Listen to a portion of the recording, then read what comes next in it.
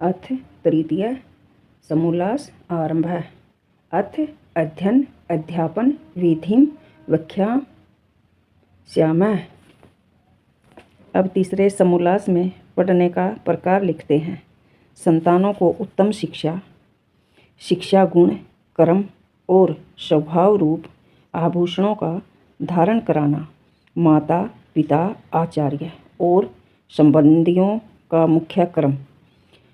सोने चांदी माणिक मोती मूंगा आदि रत्नों से युक्त आभूषणों के धारण कराने से मनुष्य का आत्मा सुभिषित कभी नहीं हो सकता, क्योंकि आभूषणों के धारण करने से केवल देह अभिमान, विषय शक्ति और चोर आदि का भय तथा मृत्यु का भी संभव है। संसार में देखने में आता है कि आभूषणों के योग से बालक बालिकाओं की मृत्यु दुष्टों के हाथों से होता है।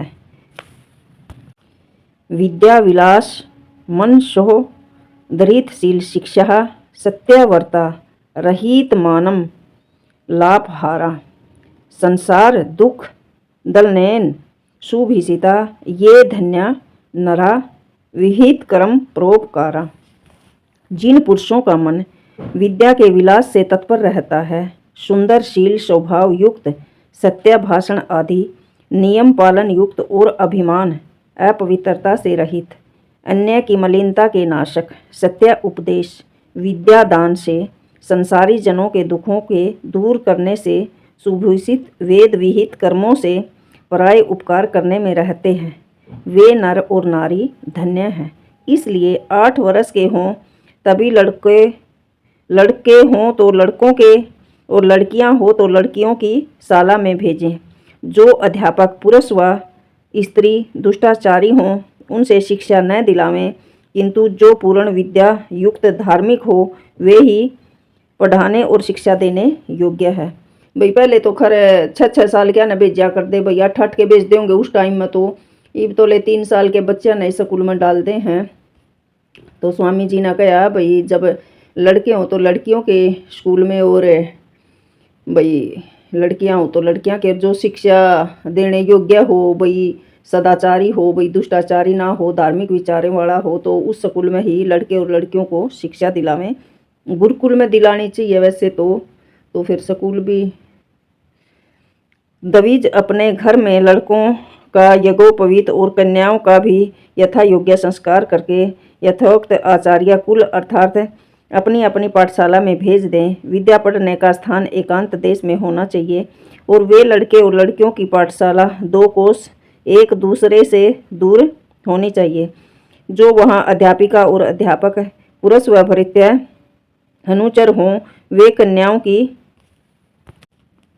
पाठशाला में सब स्त्री और पुरुषों की पाठशाला में पुरुष रहें।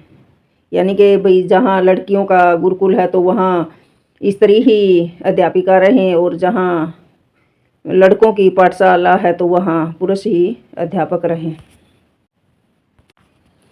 स्त्रियों की पाठशाला में 5 वर्ष का लड़का और पुरुषों की पाठशाला में 5 वर्ष की लड़की भी न जावे, अर्थात जब तक वे ब्रह्मचारी व ब्रह्मचारिणी रहें तब तक स्त्री व पुरुष का दर्शन, स्पर्शन, एकांत सेवन, भाषण, विषय कथा, परस्पर क्रीड़ा, विषय का ध्यान और संग इन 8 प्रकार के मैथुनों से अलग रहें और अध्यापक लोग उनको इन बातों से बचावें जिससे उत्तम विद्या, शिक्षा, शील, स्वभाव, शरीर और आत्मा के बलयुक्त होके आनंद को नित्य बढ़ा सकें। पाठशालाओं में 1 योजन अर्थात 4 कोस दूर ग्राम व नगर रहे सबको तुल्य वस्त्र, खान पान, आसन दिए जाएं, चाहे वह राजकुमार हो या राजकुमारी, चाहे दरिद्र के संतान हो। सबको तपस्वी होना चाहिए। उनके माता पिता और संतानों से वह संतान अपने माता पिताओं से न मिल सके और न किसी प्रकार का पत्र व्यवहार एक दूसरे से कर सके, जिससे संसारिक चिंता से रहित होकर केवल विद्या बढ़ाने की चिंता रखें।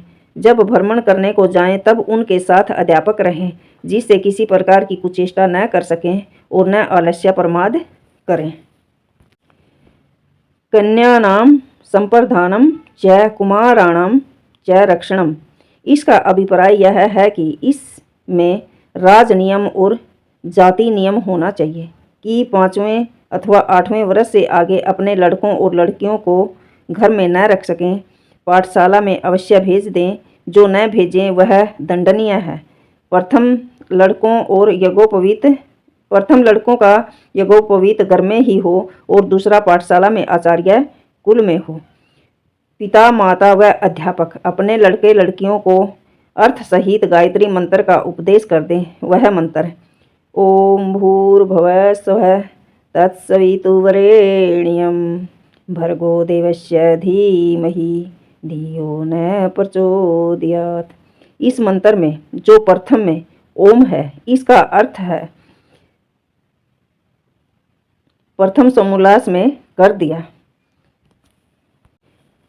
इस मंत्र में जो प्रथम ओम है, उसका अर्थ प्रथम समोल्लास में कर दिया। वहीं से जान लेना चाहिए। अब 3 महाव्यय आहुतियों के अर्थ संक्षेप में लिखते हैं। भूरिति व प्राण यह प्राणयति चराचरम जगत सह भू स्वयंभूरीश्वर। जो सब जगत के जीवन का आधार प्राण से भी प्रिय और स्वयंभू है, उस प्राण का वाचक होके भू परमेश्वर का नाम है।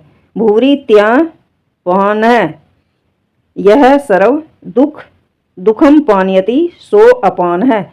जो सब दुखों से रहित है, जिसके रंग से जीव सब दुखों से छूट जाते हैं, इसलिए उस परमेश्वर का नाम भू है।